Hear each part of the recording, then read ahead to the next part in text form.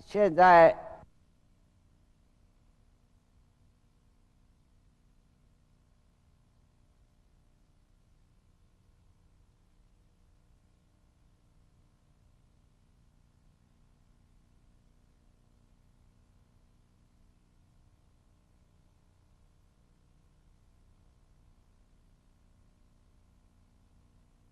我们普通所讲的打坐是采用这个姿势，实际上正坐的这个姿势有90多种，很多很多，是佛法里头采用这个姿势，其他的姿势还很多。你们到禅堂来看看那个500罗汉的塑像怪画像，各种各样怪姿势都有，每一个姿势都可以入定，并不一定要这样。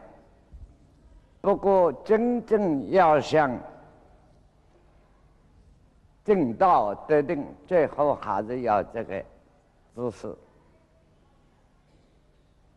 这叫毗卢遮那佛的七支坐法，你们诸位都知道，不过我重复一道，7个要点，7个要点。第一个腿两脚要盘，两脚是双盘哦，是双盘的啊，应该是双盘。至于双个盘脚，哪个脚在前面，哪个就在后面，都会晃动。名称不同，那个名称是人定的，啊，暂时不去管它。这样是双盘。这个学名呢叫做家夫，你们都看到家夫坐，这样双盘啊。双盘做不到，这样是双盘坐咯，叫普通叫做单盘。这坐在下面，这坐在上面，翻过来也可以，这坐在下，这坐在上面也可以，这叫单盘。不过单盘有个要点，当然盘得好，腿子熟的这样。很整，不熟慢，你松一点，放松一点啊。再不熟呢，你就这样，再架不起来就这样站到。不要怕，开始练习。我就自己认为啊，本事还蛮好。我年轻的时候打起坐来，这个脚在下面，这个脚这里距离大概只有这样远，我还是这样做，管他呢，压得痛啊，受不了。嘿，有一天突然动，自己放下去，下不来了。这一坐好几个钟头，想下都下不来，舒服极了，就不肯放了。从此以后慢慢软了，所以不要怕。你就下巴对到这里也可以。有时候吃饭的碗就摆在这里，好吃嘛，有什么了不起呢？天下事都是人学会的，不要怕。这是脚的盘脚，可是盘脚是非常非常重要。假设2个脚，我们身体什么气脉都容易打得通。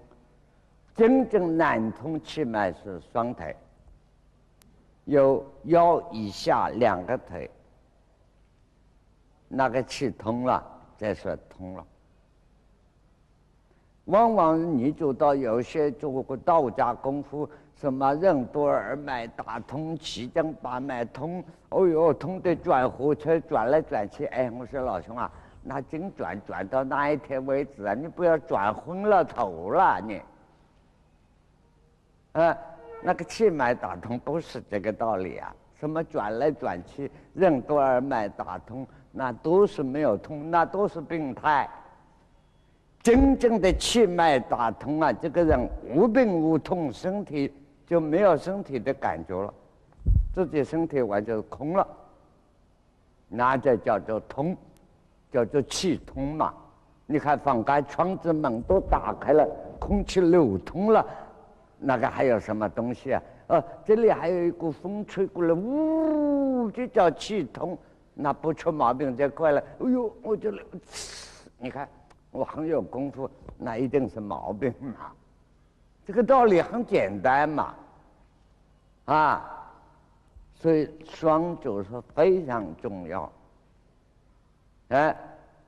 可是有些人啊，一学就会，像我是学得很辛苦啊。开始的膝盖头跟下巴两兄弟连在一起的，我平常还练东西都没有问题啊，就是打起坐来就没有办法。后来我才发现自己这里骨节有了问题，年轻了打拳呢就要乱搞，以为自己本事大，那个骨节就出位了。一直几十年以后，自己靠打坐慢慢把它纠正来的。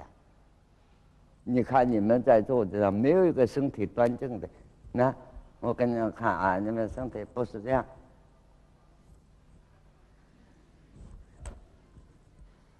都有点问题，所以你要说佛为什么真正说的佛像是那么庄严的，那个真正生命这个身体的价值是绝对健康的，这个要注意。你看我们这位兄弟，我请我的大哥上来你看这位兄弟。这个背脊骨是这样的，当然的嘛，那是一定的，这里都是肉嘛，这个身体是一定的，你把这个道理念得好当然这个模型就得有点歪歪的了，非常重要。那么等一下再介绍这个双腿。两个腿夹腹都是盘坐起来，单盘也可以至于单盘，你要加名称花样多得很嘞。我认为像密宗什么佛法都是花样人等。右脚在上下，左脚就在上单盘，叫如意坐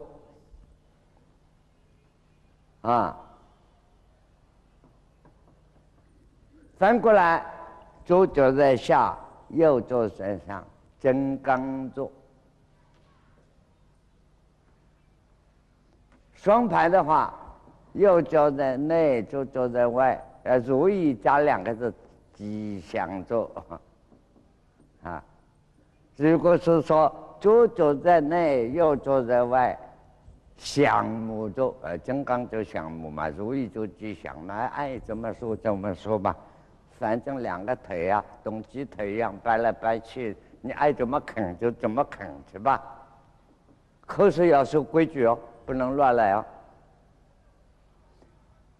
两个腿关于生命的重要，你看所有年纪大了走不动路都是腿出问题，你不要轻视两个腿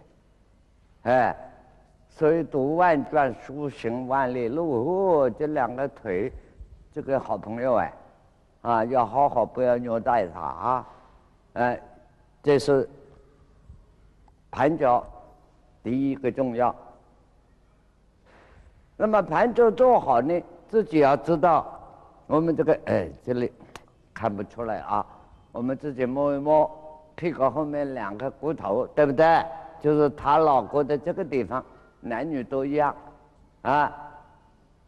要把它翘翘一点摆好，就端正了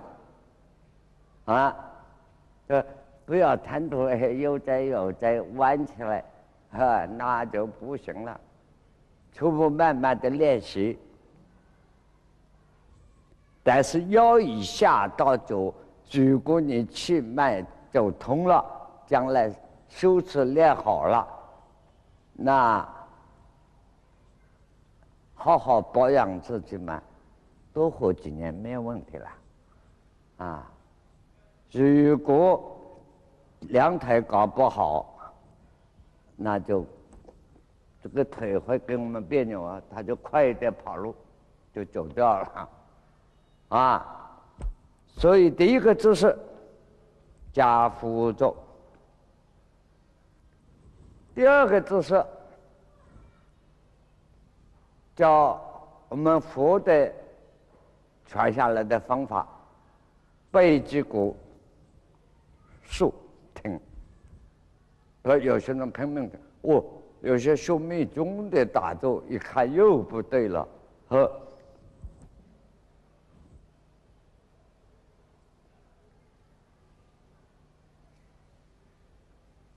我说你们干什么啊？在哪里？这个手结个手印，三角印啊，结起来，三角印代表火啊，然后挺着胸的。我说你在打拳练功夫啊？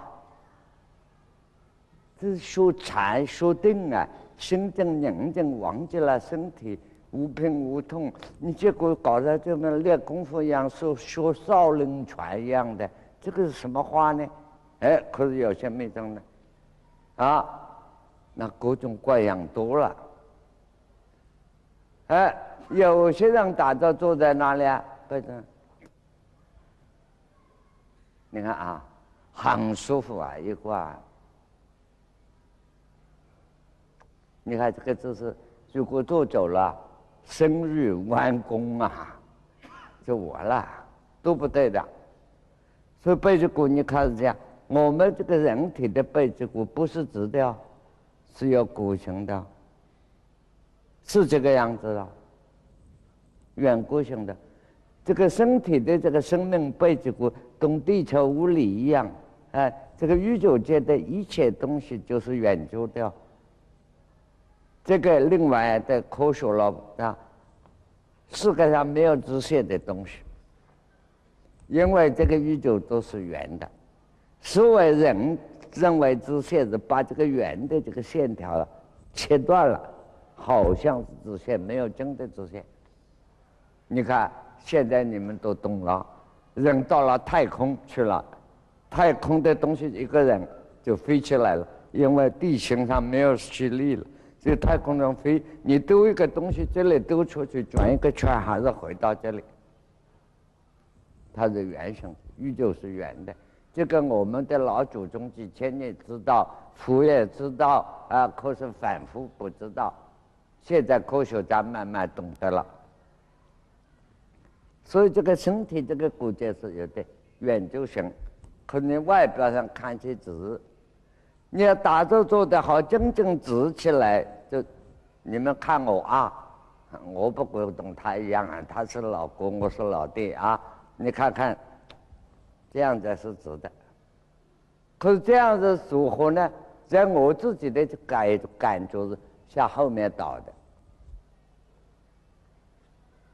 所以你们做起来做到很直啊，是向前面弯的，已经错了。所以真正的直起来是向后面，自然的。等到它气通了，自然来就是那么是向后面倒掉。可是你从后面前面这个是直的。大家做起来这个样子，所以打太极拳的含胸爬背，太极拳的含胸爬背，这个含胸不是这样含呐，这个样子。两个肩膀骨节脱开叫含胸，自然胸就含了，背就充满了。现在大家说的说太极拳含胸爬背弯的，然后气撑丹田，前面抱一个西瓜，这两个手像螳螂一样就在那里浑水摸鱼摸它一阵就叫做太极，跟我们当年说的太极都不同啊。所以大家注意这个身体。第二，支撑的背脊骨要竖，当然不要拼命挺。不过话我告诉你经验，像我，当年10几岁就开始，12岁起就开始学这一套。其实啊，我身体也不好，就是完蛋。你不要看到我现在还挺得那么直，我当年10几岁是这样弯的，眼睛呗有一点近视，对不起，但是我就不服气，眼睛不让他近视，啊，当然下了很大的功夫，身体只要你挺直，哎，就是会挺直起来。这个2句话中间的经过就很多了，啊。可是我的重点告诉你，你身体天生妈妈生你的身体实在不大好呢，你不要听了说背脊骨一定是挺啊，挺出毛病来，你只好让它挺起自然弯。当然找一个骨科的医生会调整骨头，把你调整好了。身体为什么弯？一定是这个背上24节的骨头啊，是这个腰椎啊、胸椎啊、颈椎啊，一定那几节有了问题，慢慢调整好就行了。不然你只好等到功夫到了，有一天会这样哦。你身体都弯得住，你真用功用好了以后，这个我借用道家一句话了：先天一气，从虚无中来。哦，这句道家的话真高明了，他是经验之道。什么叫先天一气呢？啊，虚无，你念头完全空，清净到极点了。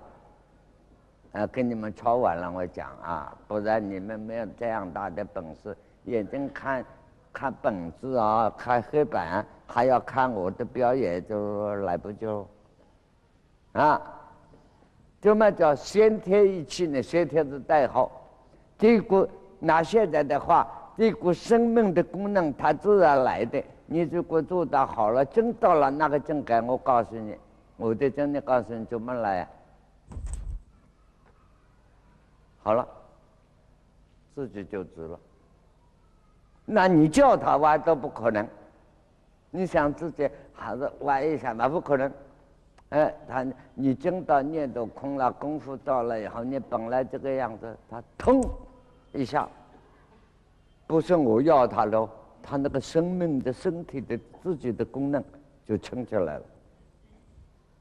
不过这没有什么了不起哦。你们到这一步认为，哦呦，那个南老头讲的这项我有功夫了，那算什么？那不过身体调整好而已呀，知识摆正了。所以这是第2个要点，还很多哎。所以尤其希望老同学们经常出去教人的，这一手不念就好，不要随便去教人啊。物证天下，称升了下19层的地下室去了。现在18层，时代不同了，加了1层半。所以小心一点啊，地狱啊，多加1层半了，时代。这个肩膀，第3肩膀的要点了。这个肩膀啊，要平肩。你看我们一般的生活习惯，尤其读书人或者在办公室久了的，尤其你们喜欢这样，那这2个骨折下前面弯过来，把这个地方下前面，这个硬的搬不动，喜欢欧过来的。这样一来，使这个肺部啊受了压迫，肺部不好，所以肩膀是平，稍稍向后拉，这是正常的姿势。等于这位老兄弟，这个肩膀这个样子啊，这个肺部的这些骨节啊，窗子一样的打开了。你看肩膀假设向前面一弯一窝到办公室一坐，前面这个窗子，肺部的外面的这个架子啊，这2边是这样了，张开了，就关拢了，不健康了。你身体慢慢走。所以你们打坐的时候更要注意，肩膀放平，不是向后面拉，也不是向前面窝起来，平正非常重要。你看看，这个里头是肺，心肝脾肺都在这里头，所以这个呢平正，并不要挺胸，哎，它自然是平了。这是第3个要点，要注意的啊。这个讲了3个了啊。第4个手，普通说结定印大什么样啊？那么左手在下，右手在上，2个大拇指对打。那么道家后来相传，你不是外面的一贯道啊什么不用这个手印，这个样子叫捏太极图也可以。这个手印手的花样啊，有好几百个。密宗的手印什么好多。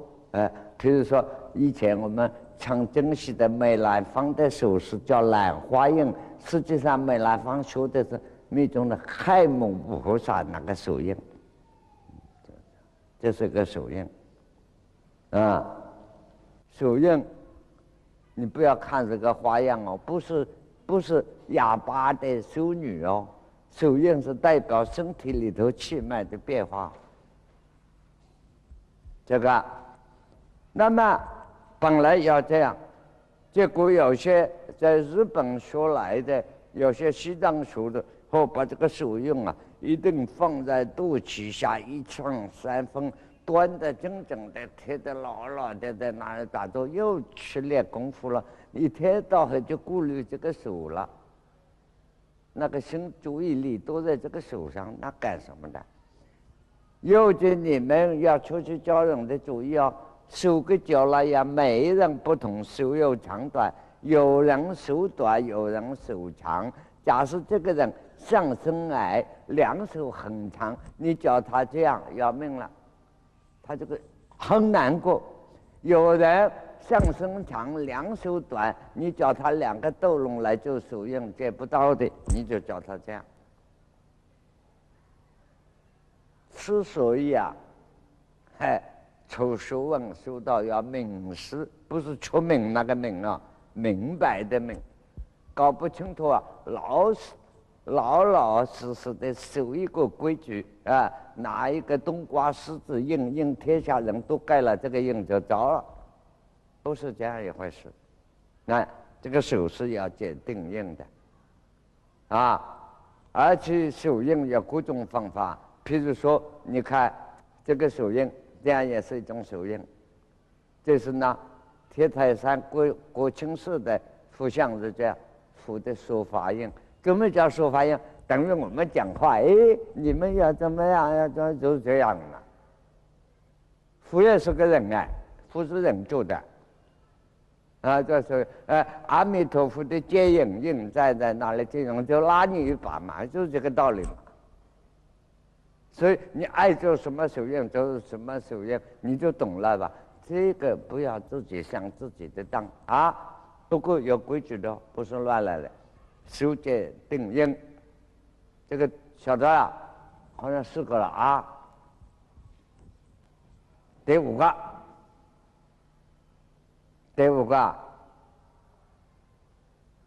这个头了。这个头你看看啊。这位老兄，这难了，这头摆正是非常难。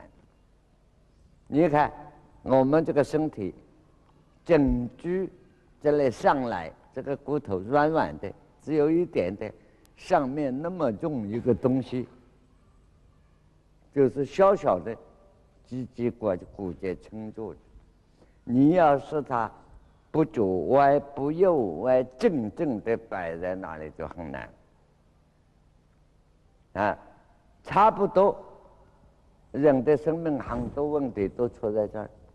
刚才讲2个腿重要，这一部分也更重要。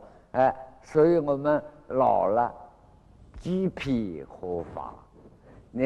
有些人老了，你看他还不老，但是有一个地方你没有办法，脖子这里，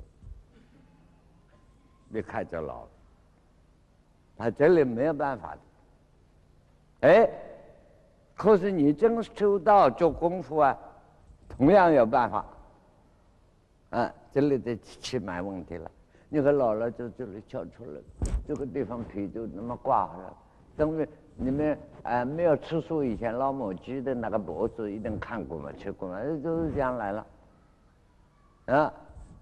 这个地方瞒不过的，年龄什么逃不过这里的。但是真的气脉打通了，一直到100多岁，他这个地方还是都年轻人要帮忙的。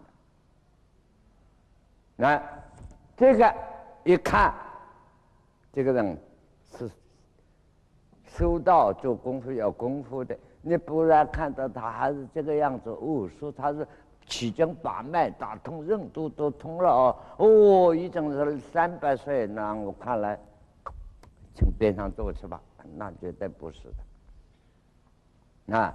所以这里的重要。那么这个就是家江县啦，这个胸腺啦这一带那个慢慢讲。所以这个头、后脑下后面一点，头是摆正的，叫他这个姿势，这个骨节你搞清楚，摆正的。那看这个后脑下后面，不是你们做出来这个样子的，勾起来不行。可是后脑摆正，这个下颚这里要平正去了，要收。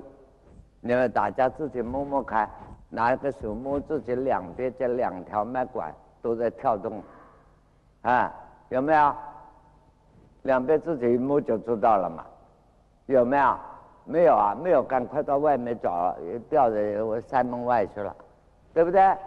这2条动脉管。这2条动脉管等于油管嘛，它2条动脉，你越脑筋越用发脾气用脑筋的时候，这2条管就出起来了，因为脑里头需要血液帮助，都是肚下这里供给这个地方，这2条火车道就忙得不得了。所以你打坐的时候，头摆正，下颚一收，不是这样低头，一收好。就慢慢把这2条的动脉管压制一下，使它慢慢习惯了，血液慢慢流动，气血慢慢的静下来。所以画家画的老和尚是这个样子，再不然这个样子都不对了。正统的是这样，都要用正坐。这是第5个要点了。第6个要点呢，舌头。佛告诉我们，舌抵上颚，舌头嘴巴闭到了，舌头是轻轻向上面翘的。上颚在哪里？不是上面牙齿的根根，上面牙齿根根靠里面去一点，这里我们这里很多医生都学过针灸的，这里有个穴道可以扎进去的，打进去的。你自己讲了去摸摸也知道，这个地方，这个上面盖里头有点坑汗的穴道。舌头常常这样。舌抵上颚，这是第6个，第7个麻烦了，这个眼睛怎么弄？我们最讨厌就是这一对眼睛。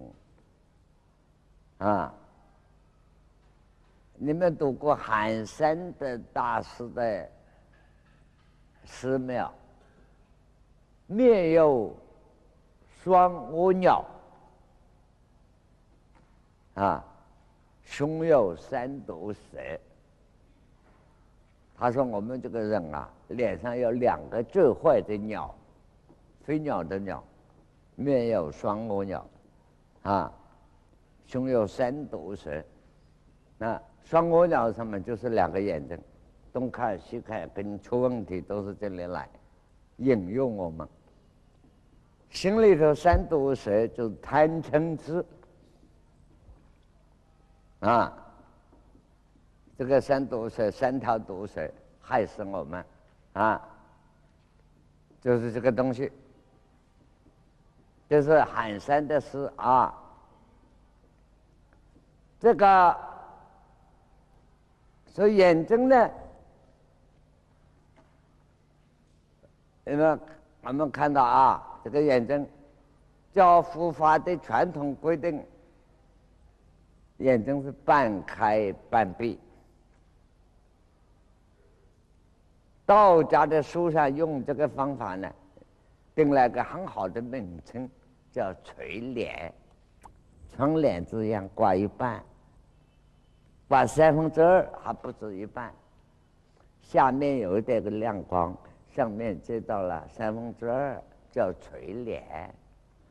垂帘意思就是眼睛半开半闭的。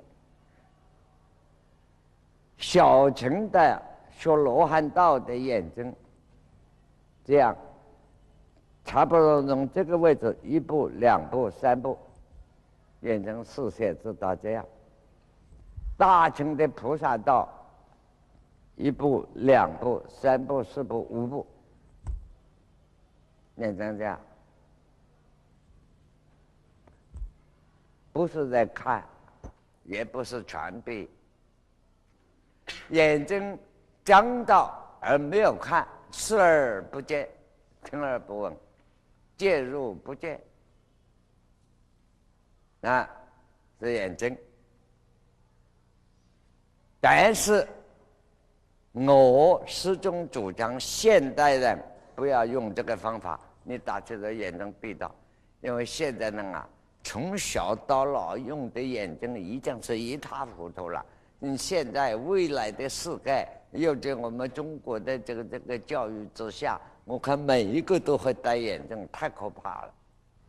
这个眼睛已经坏坏的差不多了，所以你尽量给它关起来修养修养再说吧，把这个人啊，但是闭到不是睡觉哦，闭到等于没有眼睛，拿掉，不要真的去挖掉啊，那有罪过的啊，等于自己忘掉这个眼。哎，等到你功夫到了的时候啊，哈，我告诉你，那个眼睛奇怪了。你假设在闭眼打坐功夫到了以后，他眼睛自然秘密的张开了，你要想关还关不住呢。他也不是看，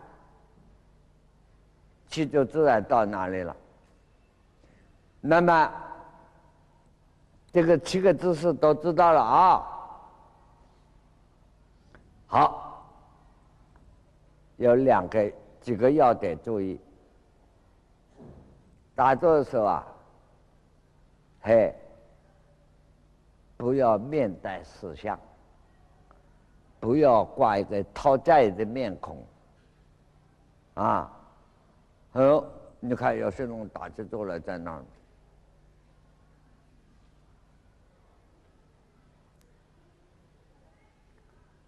不得了的，很恶心。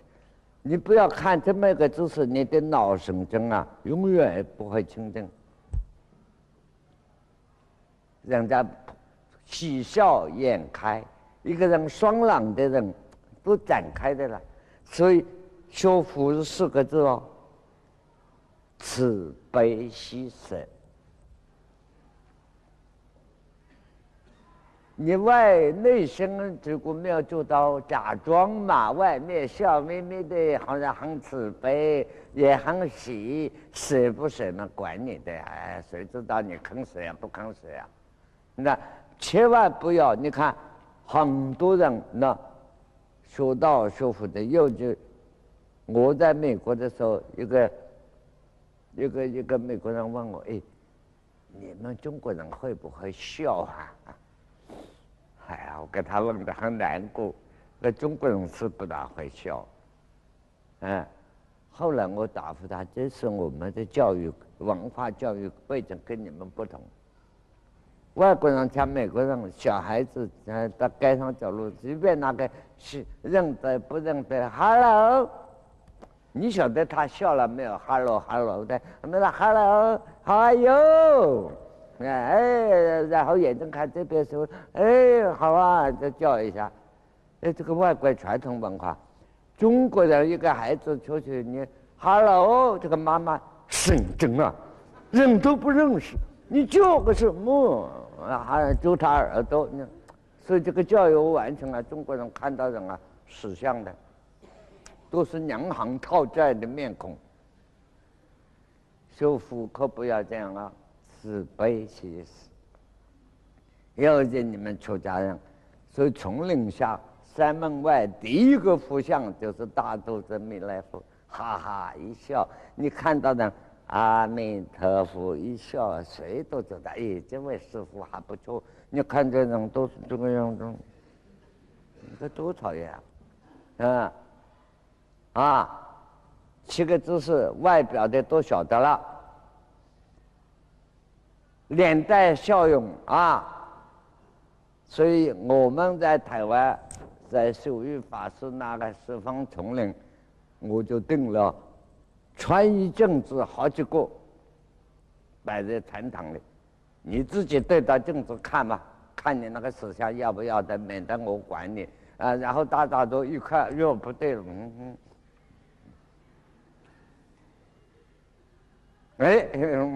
自己改过来，慢慢练习，改了，你头脑人生难得一笑，这个一笑啊，头脑神经经过放松了，听到头脑就放松了啊。那个不笑是啊，多种不要钱的多种维他命多吃，补身体的多笑，身体就健康了啊！不要死像那个样子啊。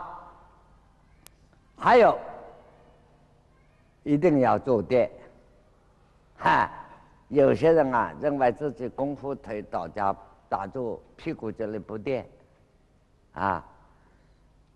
你晓得我们背脊骨到这里自己摸摸，尾颅骨最后一节，两边就是大腿这里两头肉，这个中间有个三脚架空的，你不垫一下，这个人坐起来，这个背脊骨要支持这个身体呀，白花力气在那里不好用功了嘛，而且影响这个脑不能放松了，所以一定功夫最好后面还是薄一点。有些人说哎呦这个传统不能垫的，那根本不懂科学，也不懂佛法。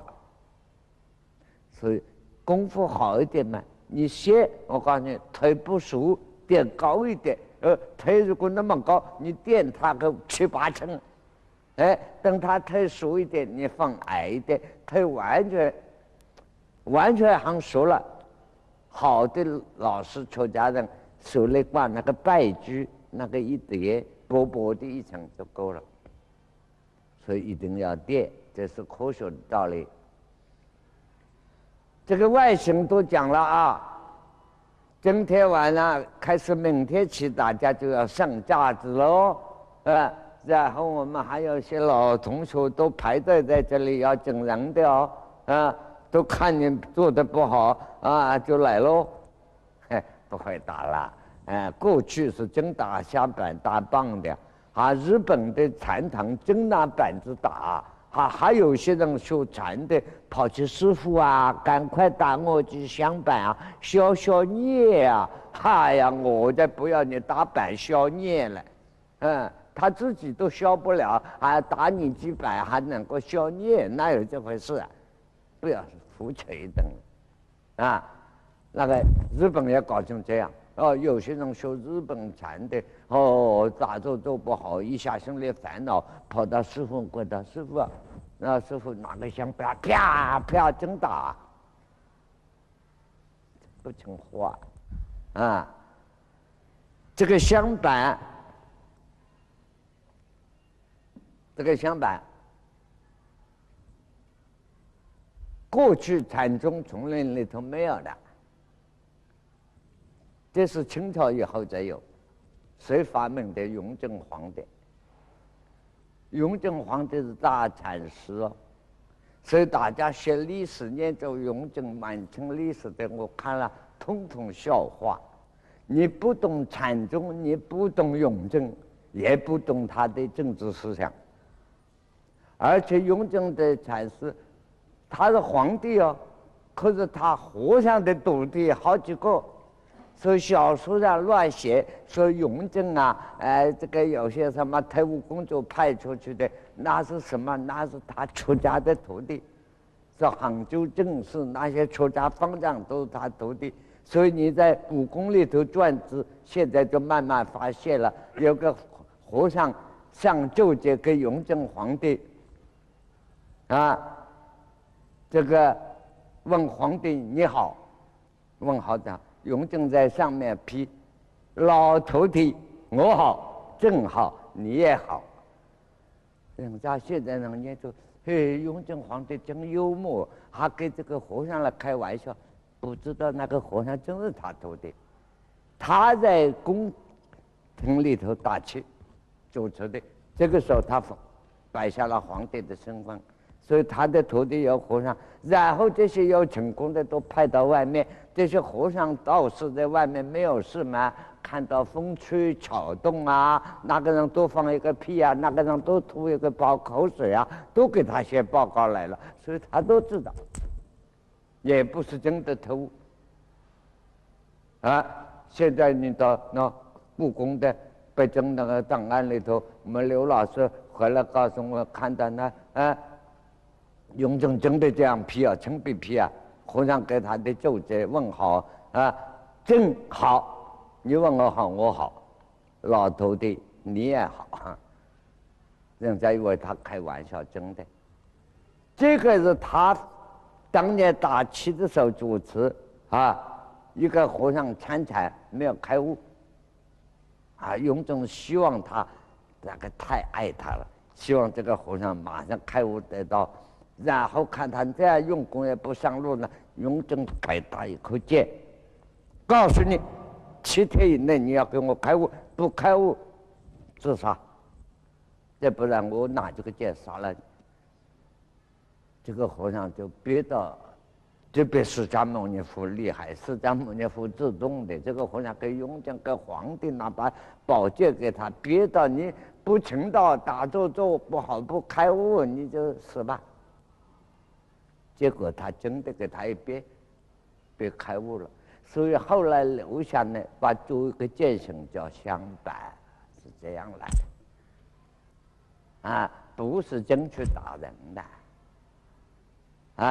我们和尚头上烧的这把也是他老兄老先生干的事，因为大家都反清嘛，反对满清嘛，反对满清的呀。那个时候，现在被大家偷跑出国去了，那个时候只好偷去当和尚了。当了和尚也在反清他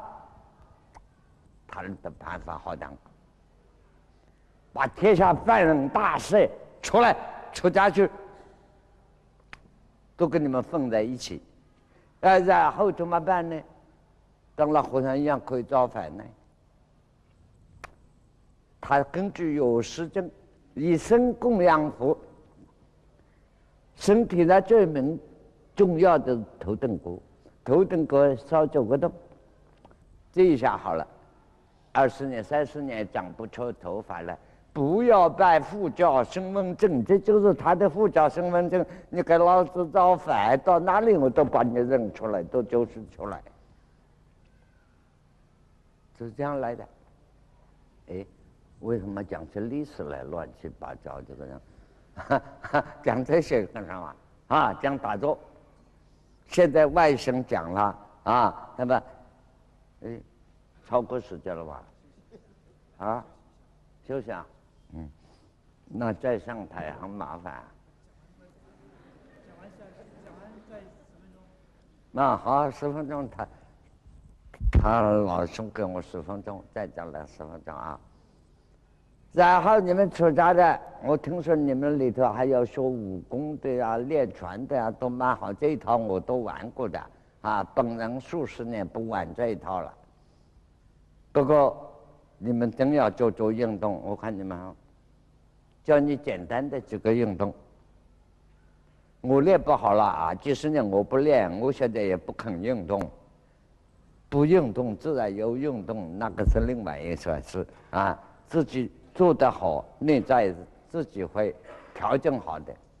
现在叫你们做运动的，就一点点分开来啊。这个就在这个位置上就可以做了运动。我讲运动用现在的话讲，在古代有别的，过去人他不肯传的，现在这个时代什么都的。第一个头部的运动，就是我新的名词给你们，都不讲老古话了啊。你打坐起来，转圈子，拿头这个地方冲出去，一画圈，对吧？没了啊。二，身体不要动，局部的一部分一个就是龟头，三，然后倒转来，一，也在画圈呢，二，三，舒服一点吧？好，再来啊，然后一圈，二，两圈，三。哎，你自己晓得要让自己的幅度要调整，再转过来也是这样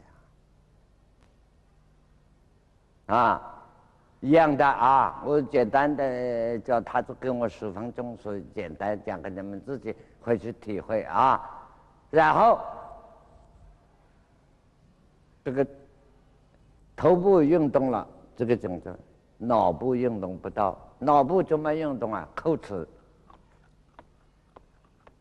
咬它个36下，啊，嘣嘣嘣，永远叩齿叩了，哎，叩一辈子叩得好，牙齿将来老了都蛮好的，啊，叩齿，那这个运动了脑了，啊，然后坐在这里。对于眼睛的运动，眼睛在里左转，看这边头不动，右转，向这边转，头不要动哦，左右，哎，这眼睛，然后在里头转圈子，眼球，这个眼睛在里头转圈子，头都不准动啊，顺转倒转，这个转了，就行了啊。我身上怎么那么多法宝啊？不是带的东西太多了，不好办啊。然后肩膀啊，那个就是坐在禅堂的这个位置上就行了。是会打拳的人，会打少林拳，会打太极拳，就是4块砖头，就是一套太极拳打完了。你们要不要看？要看，一个人交100万，我打给你看。这那道理你就懂了嘛？一套太极拳4块砖头，就是这样打就打完了，啊！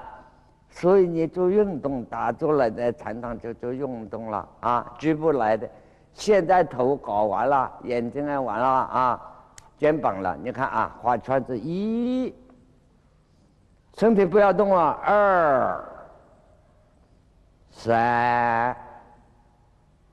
到这来，1、2、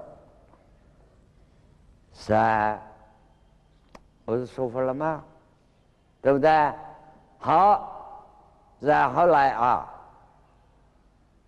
，1、2、3，1、2、3，1、2、3，1、2、3，两个呀，再来。1、2、3、4、5、6，一边3下，就是说这个下这一边，这个下这一边，两个相反。1、2、3、4，那连后面的骨节之间慢慢去练，这都会了。好，然后这一节了。1、2，这里不要动啊，1、2、3，这里不要动嘛，你就是运动这一节嘛，不然拿个钉子把它钉在虚空中，这样打开这一节呢，1、2、3，1、2、3，懂了？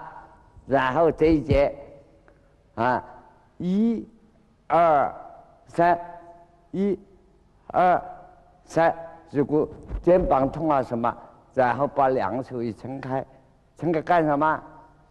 你们学过八段锦的就做到了，做八段锦也可以。我告诉你秘密就做到，你不用八段锦，你要是身体不酸痛呢，做到了翘指头，把这个指头你们大家撑开试试看啊，指头直接尽量向里面翘，自己强迫自己，肩膀松开翘得你难受的不得了，对不对？直接向里头意识翘过来，这翘懂不懂？我这个话讲对了没有？直接向里面翘，你们帮忙，下命令，你那些人该做事的帮忙啊！是，直接向里面翘，翘得受不了的时候，直接身体不动，向前面撑开，好像把什么都拉开了。然后再翘，直接一点不要用力的，你这么练不到几下，你身体什么都改正好了啊！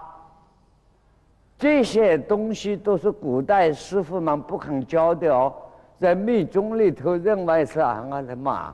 你要想学到这些学密宗你磕了10万个大头，还要跟到他20年，再慢慢给你教一点。不像我把这些都是公开的随便撒出去因为我不在乎这一套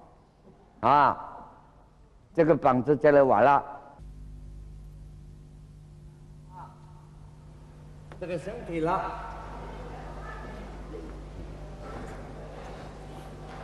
这样在前面尽量的出去，两个腿不动尽量的停下去眼睛在前面看，手翘起来，仰起来，尽量仰过来，因为我还是小心一点，就是不练，不一下坠下去了，你们明天就没得戏看了对这样前后6下，因为他们没有跟我布置好，我叫他好几天就告诉他来一个四方就坐在这里准备，他们都是有，然后身体呢手是这样撑住的肩膀端起来，腰穿着1、2、3这样腰穿着身体好，因为这个场地不对，我只好坐这，我还是现在没有功夫跌下来，我还是会死的好吧，这个都完了，然后一个东西就来了，哎呦，非要这个不可那我就慢一点然后这个手，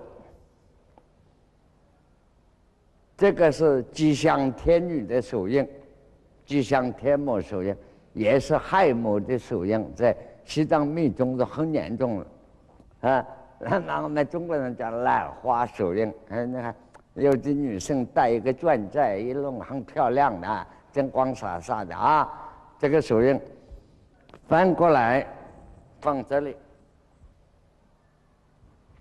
这里这样放着你们看不出来吧？把这块骨节要直起来，肩膀端起来，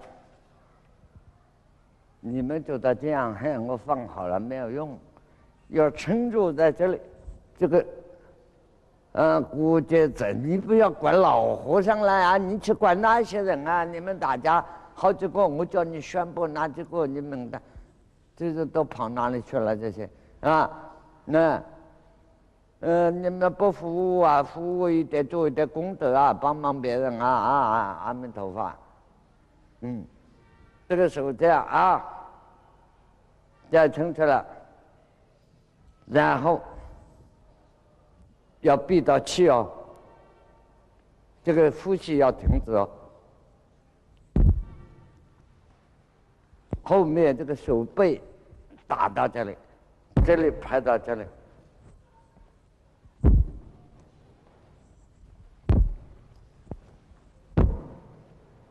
要闭到气哦，这个时候闭气哦，啊，一边都3下打完了，然后你恢复过来，恢复过来，呼吸一口气，马上要闭到气，闭到气哦，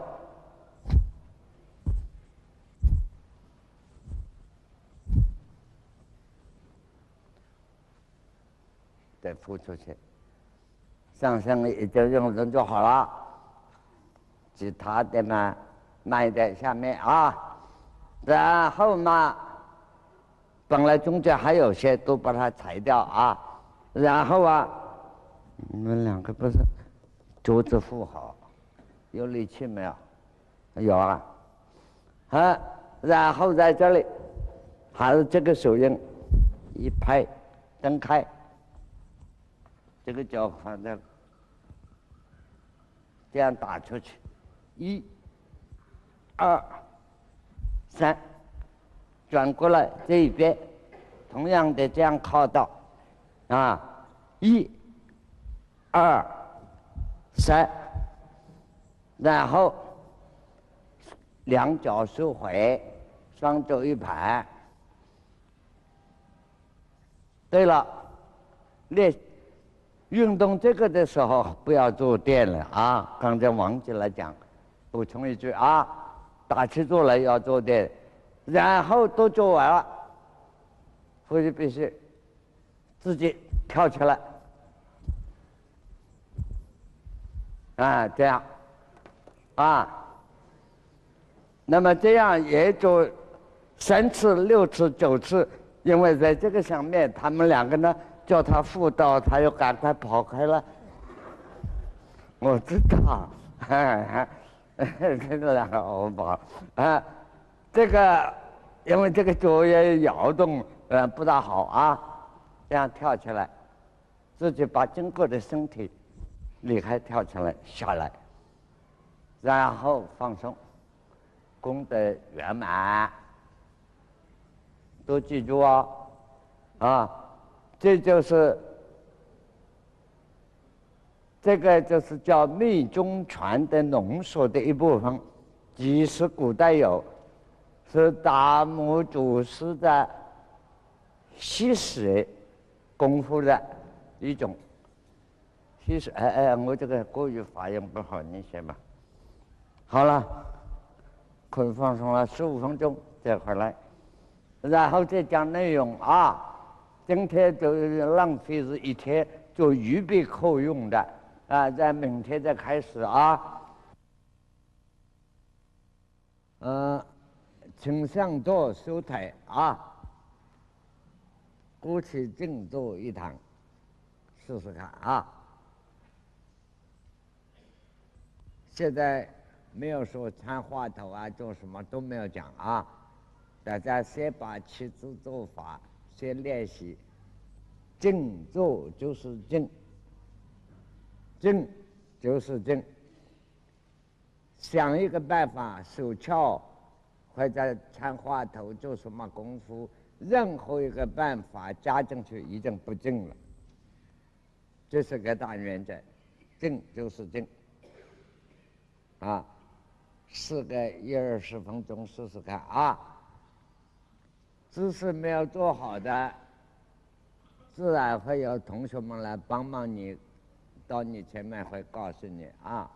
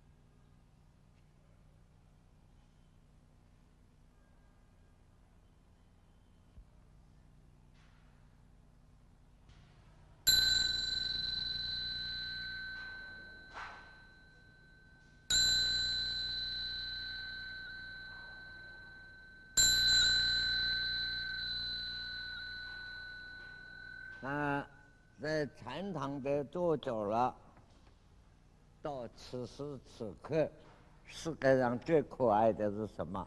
是引擎的声音。一听我的马总算下来了，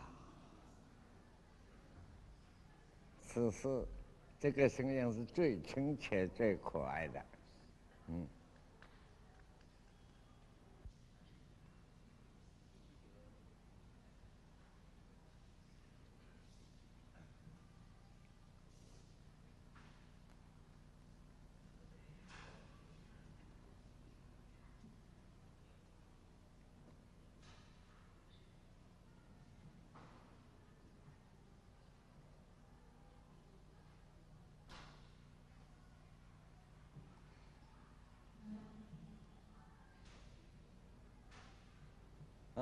刚才我们大家试到静坐，只有30分钟。在我的经验，我的20分钟就想给你们打最亲爱的声音。但是我们这位老同学一直跟我要求慢一点，慢一点。我跟他讨价还价好几次，28分钟我又想敲了，还有2分，还有2分。是他对你们特别优待，希望你们赶快听到的意思。这个世界上腿是自己的。做到本来很舒服，平常如果叫你做劳动，还巴不得有人给你这样一做。等到你真正要你腿盘起坐着，反正不愿意了，很痛苦。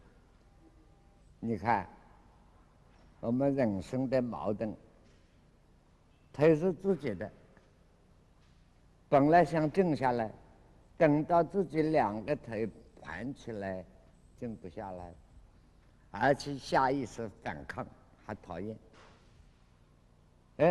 那你去跑步吧，去忙去吧，在外面真正忙又不甘愿。人就是这样，一辈子都在矛盾里头过日子。这个静坐的姿势还不叫做禅定。真正的禅定，大原则讲4个字：行、居、坐、卧。走路的时候也在静。居，古代的站在那里。坐就很多了，包括刚才打坐、端用静坐。我们中国的儒家孔孟之道的人不盘腿，就在椅子上端用静坐，目不斜视，也是一种姿态所以行居坐卧睡觉也是一种姿态。你说坐不就给你睡好不好？你们诸位可惜了，自己看不见，没有去研究。一个人睡在床上，不会到1个钟头都不动的，睡不到半个钟头，这里动2下，等2下都在动。假设睡到完全不动，定了。所以我那个乡下，当年我的父亲当年告诉我，有个出家的和尚，为什么他诗做得好？后来我就偷偷抄了一首诗，我还很小，给我父亲看。父亲说：“你会做的诗啊？”我说：“对呀。”你抄那个和尚本子上来的，就一下给他抓住了，解出来了。他就讲这个1个大字不认识，出家了。出家也不念经，也不打坐，就拜佛。拜了2、3年，他不拜了，跑去睡觉了。这个睡觉是右胁而卧，这个时候打这里，就靠到枕头上，就是这样一个姿势。一睡了3年，3年一过姿势没有动过啊。他那个师弟啊，跑来找个师傅说：“有个师兄死掉了，你不要管，你不要管，不要乱讲，啊！他说你倒一杯水放在他屁股上看，你过3天去看看，过了3天，你把水一点也没有漏出，估计没有动摇过。这就叫定，生定，所以性具作卧。后来他这样睡了3年，起来就会作诗。”没有读过书的，诗啊文啊什么都会，所以人生命的自身里头一切智慧都具备的。所以六祖开悟了以后，活即自身本自具足啊，真正开悟了，你自身里头具备啊一切啊，充满一切啊。譬如大家读书，你读到小学、中学、大学，读到博士，好像老师学校给你的学问没有啊？老师学校不过帮你把你家里那个脑子里头、心里头那个仓库打开了，你真的学问是你自己里头本有具备的，所以活其自身本自具足。好。注意啊！你们都看六祖坛经啊！我讲了几十年这几句话，5句话：活即自身本不生灭，活即自身本自具足，活即自身不假修正。还有一句什么？活即自身能生万法。你们都看过吧？六祖坛经，对不对？拜托啊！答复一下，都看过吧？看过啊。好，我也几十年给大家讲，最近1个月，我才发现严重。火气2个字怎么解释啊？哪一位同学代表答复一下？火气。活期怎么解释啊？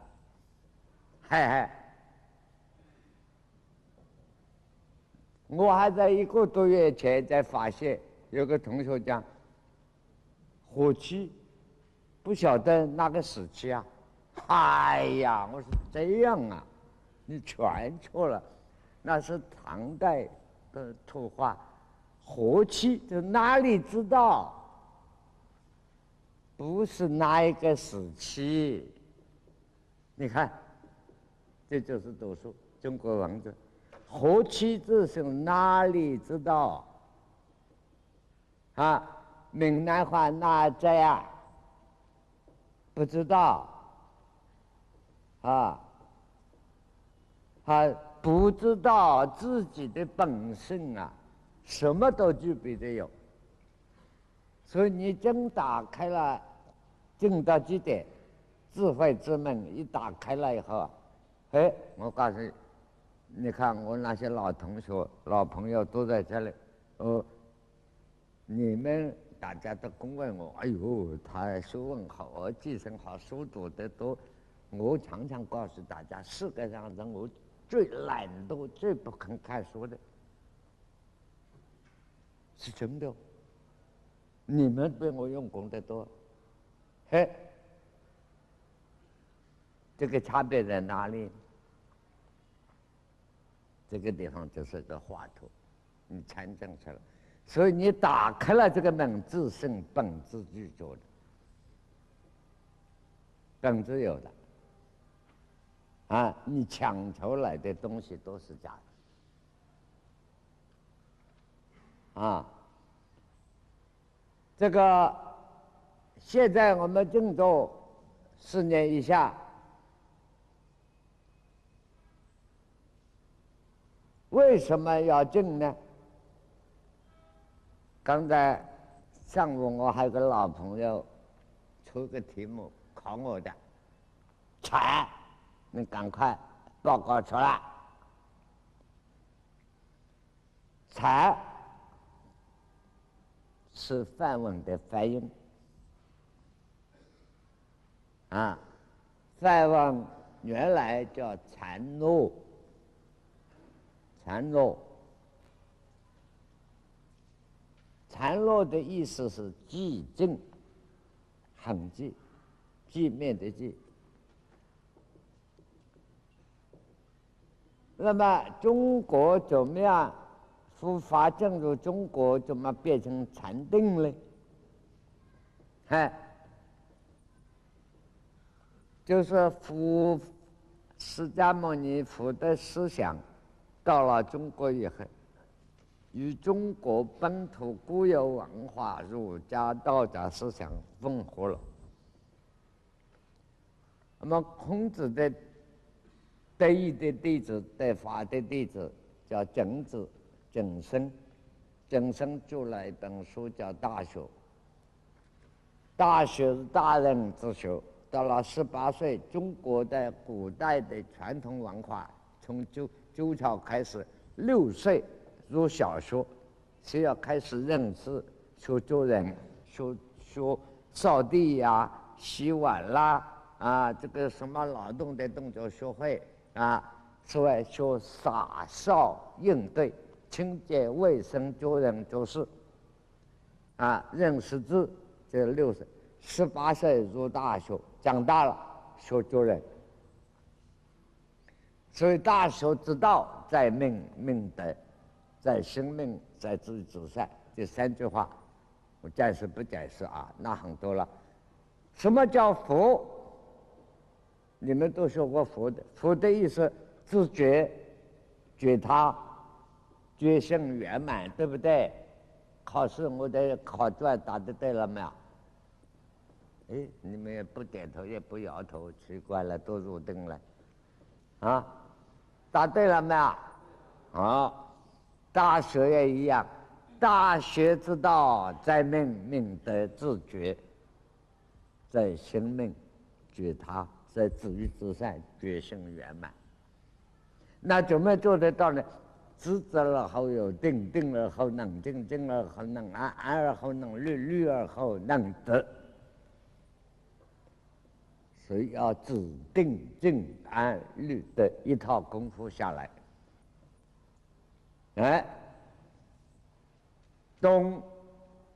讲修养佛学是一样的。所以后来中国的翻译把禅跟大学定字连在一起，就称为禅定。禅定功，禅定的功夫，真要静的功夫。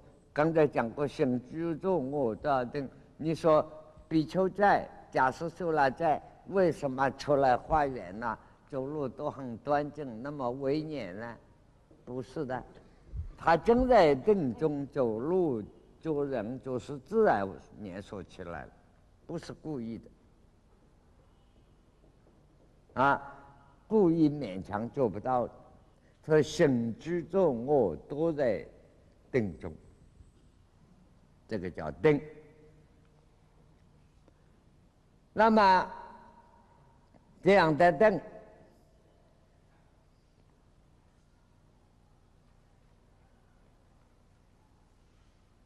所以合起来叫禅定。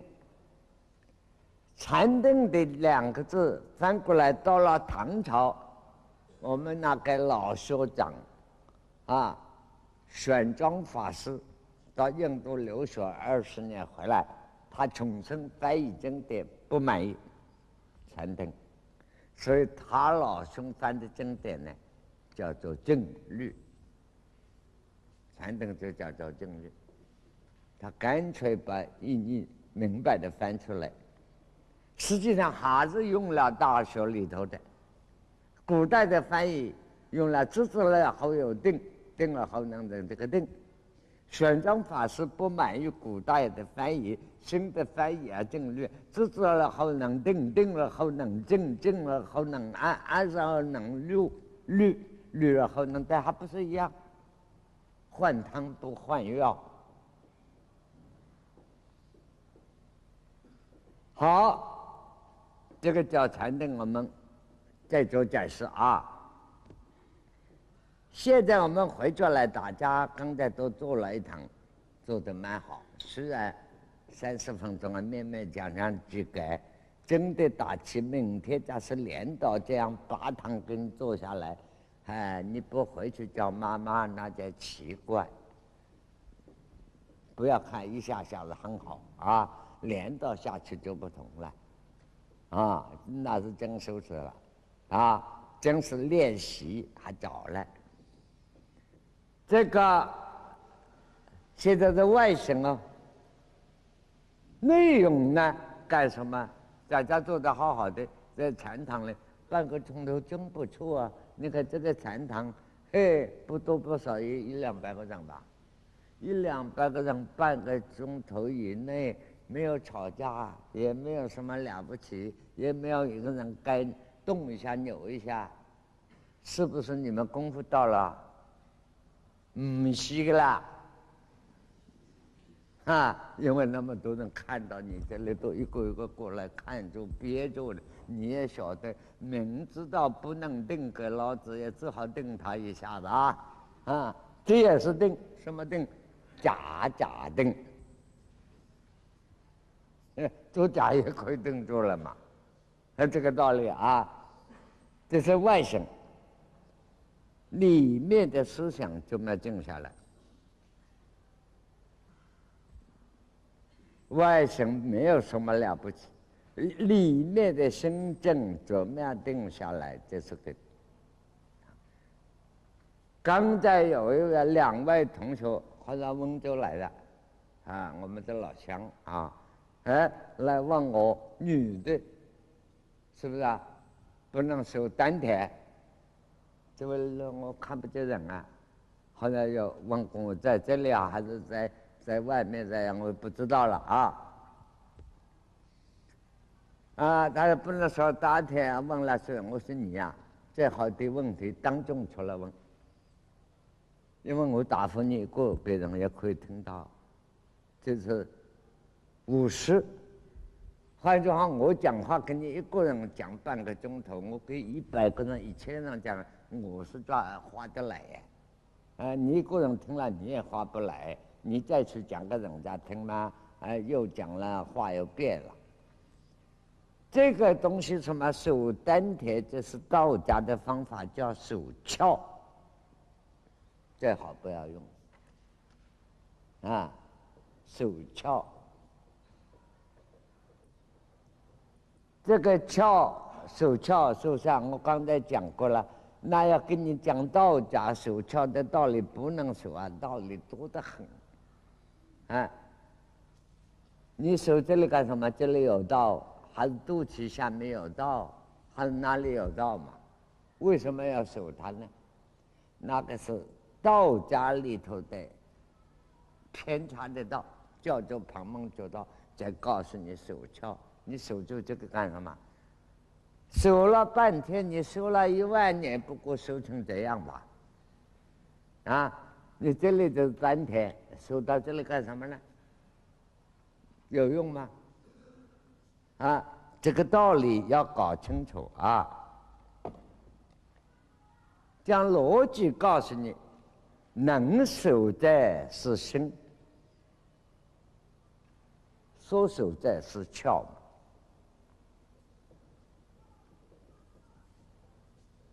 譬如念佛，为什么禅宗到了后世要插一句话头念佛是谁？这是南宋以后的禅宗了，已经变得一塌糊涂了，喜欢用插话头。到了明朝、清朝就插一个话头念佛是谁？我当年就不喜欢插这个话头等一下话头再说啊。话头分好几种，一种是有逆女，有意逆的话；一种是无逆女，没有意逆的话。譬如念佛是谁？这是一个什么叫话头？现代化就是问题。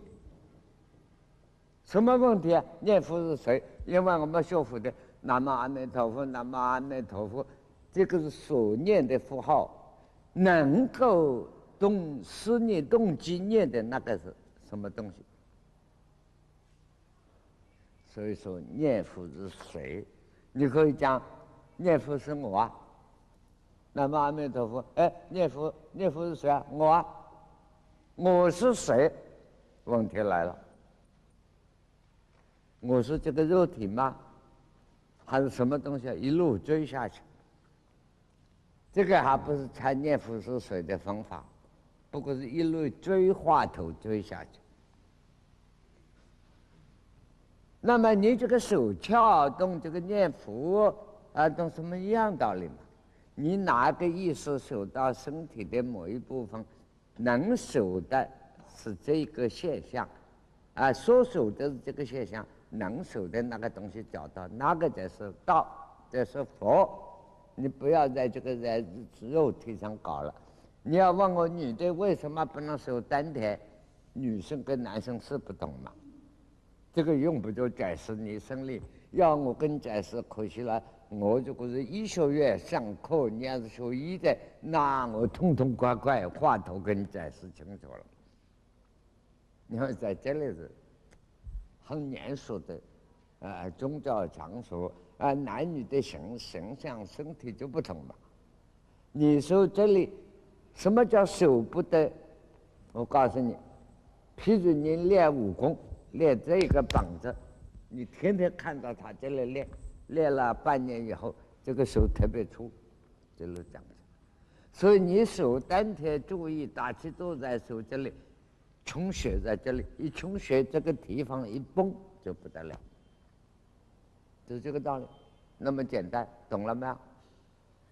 所以假设手上翘，年纪大了，一手这里，好，血压高了，最后血压高了，一看红光满面，哎呀，真的有道啊！那一脸红光就是血压上升，到某一个时候，真得到了，无疾而终，血压上来，脑充血一下就没有了，当然得到了，所以手上翘也不能，所以不是手翘。现在这个宋别也答复了你，就讲到静下来，思想这么停住的方法多得很。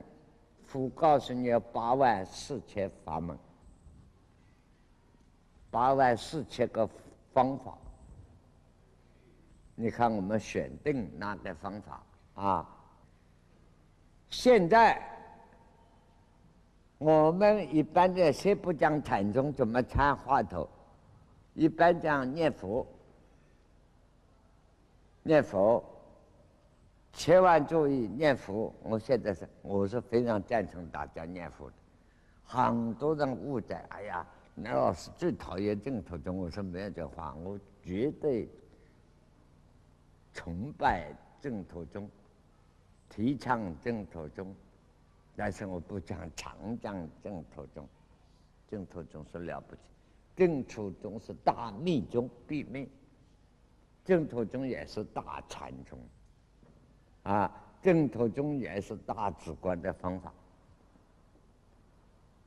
不过大家不能随便念啊。讲念佛，南无阿弥陀佛，第一要注意，不能念成南无阿弥陀佛，不可以。南无阿弥达佛。不是那么阿跟有什么差别呢？只要学过梵文华严经的字母开口音，嘴巴张开，这个舌头是平整的，心平气和，这个声音发出的啊，世界上的一切东西生发出生发展，只有这个声音。你看任何一个小孩生下来第一次开口说讲话，啊啊啊，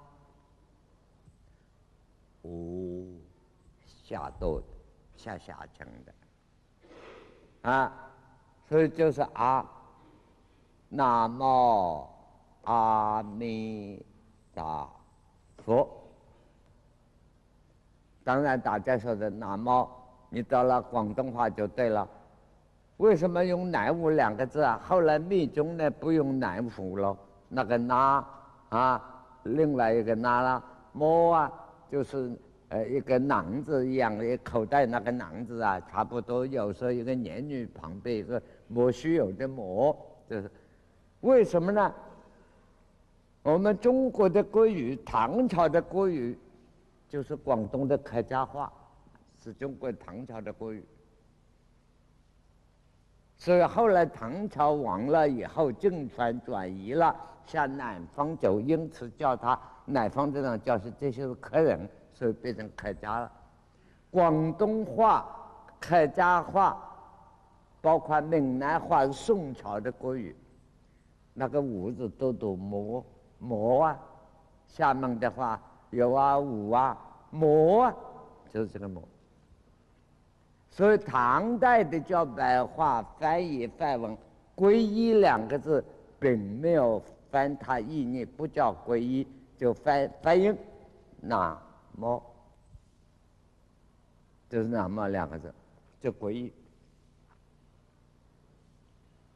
阿弥陀佛，这梵文刚才讲过了。我告诉你们，大家喜欢说密宗啊念咒字，世界上真正的咒语法音有个普贤如来根本咒，我现在传给你们，也不管等你们也不要我等惯就可以了啊。三个音，嗡啊吽，就三个音。这个宇宙人类万物就是三个根本音，嗡。你们课本上那个念成什么？念成安。为什么变成安呢？因为唐代的翻译密宗梵文发过来嗡那个字念嗡。后来到了元朝，蒙古人一念就念嘛蒙古人一念带一点鼻音，再到汉人又翻译蒙古人来，就变成就这样了。一安两安就安的不晓得什么安了啦。那个喉咙带鼻音冲到脑部，打通脑部的气脉，等于那个大钟一样，咚，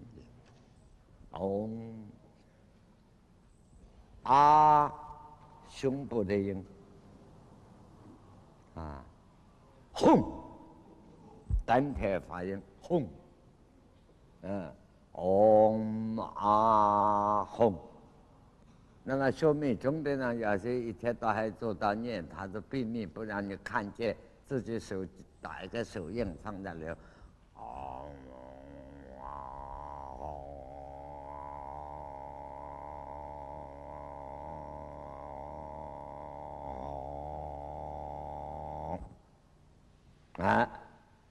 就是打通脑部、胸口、丹田所有的气病气脉啊。所以净土中念南无阿弥陀佛，这个这阿都音中，字的意念就是无量无边，伟大，无量无边没有伟大就是无量无边，放开了。弥陀寿有光。说南无阿弥陀佛，无量寿光寿佛，无量光，无量寿。这个世界，这个宇宙之间，什么有这个光能、光源不动、不生不灭，它无量的寿时间光。所以念南无阿弥陀佛。好，我们讲了半天，并不是讲正途哦，还是回来讲我们刚才正途。就拿这一句符号来。修正途的人只告诉你念佛念到一心不乱，看哪个做得到啊？一心不乱，阿弥陀佛，阿弥陀佛，阿弥陀佛。你看我们大家念阿弥陀佛，你们念成也不肯念，又不想念啊，又不愿意念啊。为什么我叫他佛阿弥陀佛应该来教我的？念成人会有这种啊？这个你看一般人念佛。阿弥陀佛，阿弥陀佛，阿弥陀佛，我们嘴里念，心里在想别的地方啊。阿弥陀佛，阿弥陀佛，阿弥陀佛。我想讲一个非常有趣、很深刻的一个故事。有个妈妈，老太太，行正途中，天天在家里阿弥陀佛，阿弥陀佛。这个儿子啊，考高中毕业要考大学，正行正章。考试课做功课，我说你们那么冷吗？啊，这个做功课啊，这个母亲就在敲母语念佛，阿弥陀佛啊。这个儿子看这个妈妈，听得功课做不下去，吵死了。等到妈妈阿弥陀佛，阿弥陀佛，这个儿子妈，这个妈妈。就把母语停下来，做什么？这个儿子一声都不响，还在做。等一下，他看儿子没有事，又说阿弥陀佛，阿弥陀佛，阿弥陀佛，又敲他。这个儿子看他敲的差不多，妈，这个妈妈干什么？儿子又不响了，好生气啊！再好，阿弥陀佛，阿弥陀佛，阿弥陀佛，阿弥陀佛，还是念。儿子说妈。那妈妈就生气起来，你干什么？我要念佛，你吵个什么嘛？这个儿子说：“你看，妈妈，我还是你生的，是你的儿子，我不过只叫了3次，你阿弥陀佛，阿弥陀佛，一天到晚叫他，他更气死了。”这个故事，你就当好像是取笑很深刻的道理。念佛没有一声不乱，我们一边在念阿弥陀佛，阿弥陀佛。哎呀，5点钟了，肚子有的咕噜咕噜响，不晓得几时吃饭。阿弥陀佛，阿弥陀佛，不晓得晚上的素菜好不好。阿弥陀佛，阿弥陀佛，这个态度没有用，这叫非定也。所以念到一心不乱者，就是定。一心不乱，谁能够做到？所以真做到了2个腿盘起念佛，出声也好，不出声也好，念到了只有这一句话，身体也忘记了，腿也忘记了，思想一切都清净了，忘记了，只有这一念，念到了最后，阿弥陀佛都没有了，一片空灵，也无身体，也无我。那个定的真干，很简单，师父只要去做到，但是谁也做不到。现在最大的痛苦最大的痛苦，大家就是做到心里不能静下来，脑子不能静下来，对不对？用什么方法使心真正静下来、定下来，忘我忘生？如果真做到这样，你一天只要1次能够做到，等于你吃补药3年，1秒钟都做不到。怎么样做到呢？你要问问我了。